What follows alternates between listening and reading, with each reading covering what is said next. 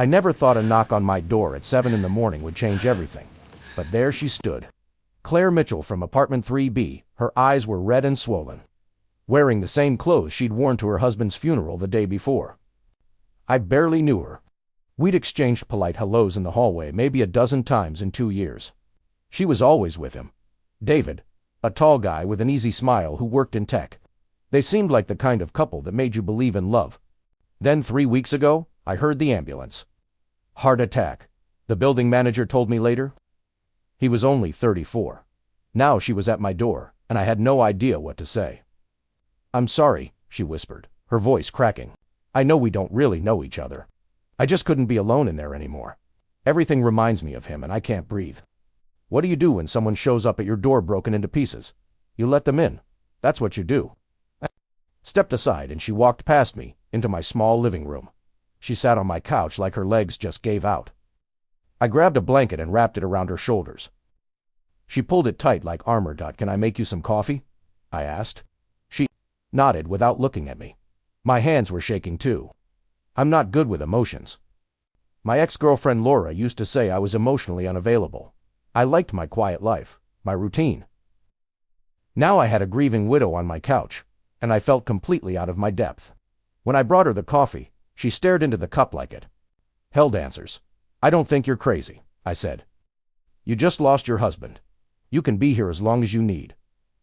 She looked up at me then. Her eyes were this incredible shade of green, even swollen from crying. "I don't even know your name." She said, "Jake," I told her. "Jake Morrison. Claire." She said her own name like she wasn't sure who Claire was anymore without David. We sat in silence for a while. I didn't try to fill it with meaningless words. What could I say? Time heals all wounds.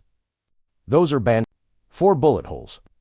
So, I just sat there while she cried quietly into her coffee. And somehow that felt like enough.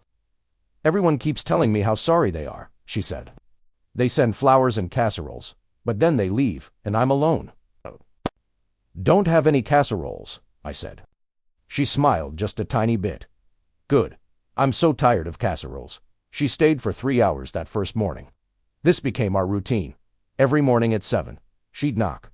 I'd let her in. She'd sit on my couch with my blanket while I worked. Sometimes she cried. Sometimes she just stared at nothing. Sometimes she'd fall asleep and I'd keep working quietly.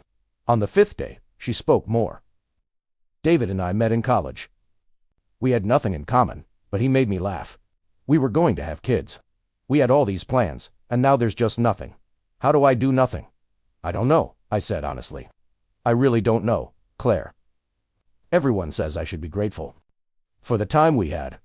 But I'm not grateful. I'm angry." "You're allowed to be angry," I said. "Be furious. Don't perform grief for other people." She nodded slowly. "Okay." Week 2 started, and she was still coming. I started making 2 cups of coffee. Automatically I learned she took hers with cream and 2 sugars.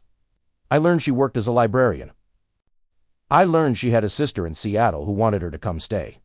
"I can't leave," she told me. "If I leave, it means accepting that he's really gone. As long as I'm here, I can almost pretend he's just at work." On day 12, something changed. She came to my door, but she wasn't crying. "Why are you doing this?" she asked. "You don't owe me anything." I thought about lying. But she deserved the truth. "Because I look forward to it," I admitted. "Because my life was pretty empty before you started knocking on my door." "It doesn't sound selfish," she said quietly. "It sounds human. Tell me about you," she said. So I told her about my parents, my brother, Laura, the ex who left because I couldn't give her what she needed emotionally. "You don't seem emotionally unavailable to me," Claire said. "You're seeing me at my best," I replied. "I'm good in crisis." "Maybe you just needed the right crisis," she said and smiled. It was a real smile this time, and it hit me like a punch to the chest. She was beautiful, and I knew I was in trouble. Because at some point between day 1 and day 12, I'd started falling for my grieving neighbor. And that was the worst possible thing I could do. 3 weeks after that first knock, Claire stopped coming every morning. She came every other day, then twice a week. I told myself this was good. This meant she was healing.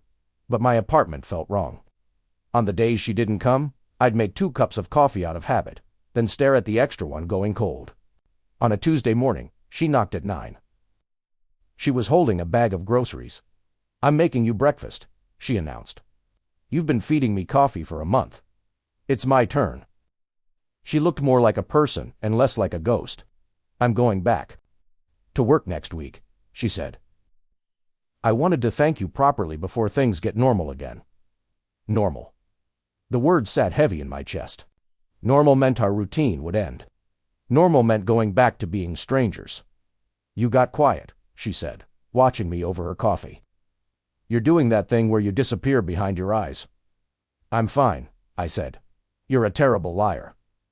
She reached across the table and put her hand on mine. "What's wrong?" "Nothing's wrong. I'm happy you're doing better." She pulled her hand back. At my door, she turned to face me. "I'll see you around?" she asked, and it sounded like a question. "Yeah, around." She left, and I stood at my closed door, wondering how I'd managed to lose something I never actually had. 2 weeks passed, and I only saw Claire once. Then, on a Friday night, there was a knock at my door. It was late, almost 10. Claire was standing there in pajama pants and an oversized sweatshirt. "It's his birthday," she said. "David's birthday. He would have been 35 today. I made it through the whole day fine. I went to work. I smiled at patrons. Then I came home and saw the card I bought him last year that I never threw away, and I just..." She didn't finish. "Come in," I said. When I draped the blanket over her shoulders, she caught my hand and held it. "I missed this," she whispered. "I missed you." "I'm right here," I said. "Are you?" She looked up at me, "Because it felt like you were pushing me away." "I was trying to give you space," I said. "You were moving on." "Moving on," she repeated bitterly. "Everyone wants me to move on. But what if I don't want to? What if I want to stay right here in this complicated, messy, in-between place where I can miss David and also feel something new at the same time?" "Something new." My voice came out rough. "You have to know how I feel about you, Claire." I shook my head. "You're grieving. This isn't real. Don't tell me what I feel." Her voice was firm now. "I know I'm grieving. I know I'm a mess, but I also know that when I'm with you, I can breathe. When you smile at me, I feel something other than pain for the first time in 2 months." I wanted to kiss her so badly it hurt, but I wouldn't take advantage of her vulnerability. "I care about you," I said, carefully. "But you need time to heal. You can't jump from one relationship into another." "Not jumping into anything," she said. "I'm just being honest about what I feel, and I think you feel it, too." She was right. God, she was right. But that didn't make it okay. "Maybe we both need to slow down," I said. Her face fell. "Right? You're probably right." Claire stood up to leave and panic shot through me. "Wait," I said. "I'm saying this wrong. I don't want you to go. I haven't wanted you to go since that first morning. But I don't want to be the rebound guy. Is that what you think you are?" She walked back toward me. "Jake, you're the person who saw me at my absolute worst and didn't run. You're not a rebound. You're the first real thing I felt in 2 months." "David is gone," she said. And her voice broke. "I will love him for the rest of my life. I will miss him every single day. But he's gone, and I'm still here. And I'm allowed to keep living." I reached out and touched her face. "I'm falling in love with you," I said. "And it terrifies me, because the timing is all wrong." "There is no right way," she said, leaning into my touch. "There's just what we feel and what we choose to do about it. What do you choose?" Instead of answering, she kissed me. It was soft and tentative, and tasted like salt from her tears. When we pulled apart, she rested her forehead against mine. "I choose this," she whispered. "I choose you, even though it's scary and complicated. I choose to feel something good again." We stood there in my small living room holding each other. I knew this wouldn't be easy. There would be hard days ahead. But I also knew that sometimes love doesn't wait for the perfect moment. Sometimes it shows up at 7 in the morning when you're not looking for it, wrapped in pain and vulnerability and unexpected hope. "Stay tonight," I said. "Just sleep here." She nodded. I lay down next to her and she curled into my side. We didn't talk. We just breathed together in the darkness. Two broken people, finding something whole in each other. "Thank you," she whispered. "For opening your door?" "Thank you for knocking," I replied. And in that moment, I knew that sometimes the best things in life come from the worst moments. Sometimes love finds you when you least expect it. And sometimes, just sometimes, you can heal each other while you heal yourselves.